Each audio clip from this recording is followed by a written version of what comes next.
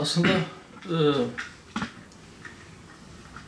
bugün birilerinin adına İsrail dediği Siyonist terör çetesi o topraklara ayak bastığı günden bu yana sürekli orada katliam var. Sürekli kan var, gözyaşı var. 1917 yılında İngilizlerin oraya işgal etmesiyle acılar başladı. Ve adım adım Filistin topraklarını işgal ediyorlar. Mescid-i Aksa'ya dayandılar. İslam'ın 3. harem-i şerifi Mescid-i Aksa şu anda Siyonistlerin postalarıyla kirlenmekte.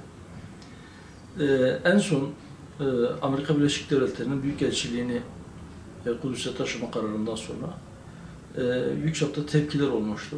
İslam dünyasında Müslüman halk kitleler halinde sokaklara dökülüp bunu protesto etmişti. Fakat maalesef İslam ülkelerinin yöneticileri yeterli tepki gösteremediler.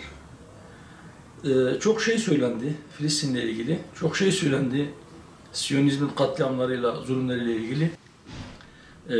Artık belki söz değil, eyleme geçme vakti, harekete geçme zamanı. Tepkiler hep sözlü olarak dile getirilirse, tepkiler böyle olmaya devam ederse korkarım ki Siyonistlerin azgınlıkları da hep devam edecek. İşte Birleşmiş Milletler Güvenlik Konseyi toplantıya çağrılmış, toplanacak yine Filistin gündemiyle. Bir kınama kararı bile belki çıkmadan dağılıp gidecekler. Öbür taraftan İslam İşbirliği Teşkilatı yine benzer şekilde toplantılar yapacak. Belki şiddet takınıyoruz diyecekler. Fakat sadece laf-ı güzaf. Biz çok uzun bir süreden beridir bu katliamlar dolayısıyla, bu pervasız hareketler dolayısıyla İslam ülkelerinin yöneticilerine çağrıda bulunuyoruz. Çağrımız açık ve net.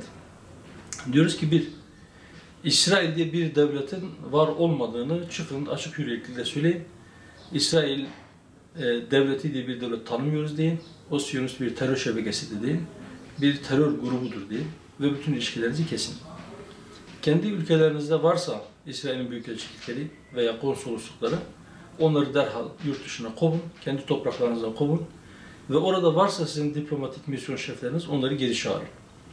Bütün ilişkilerinizi, ticari ilişkilere dahil olmak üzere hepsini kesin ve buna da yetinmeyin.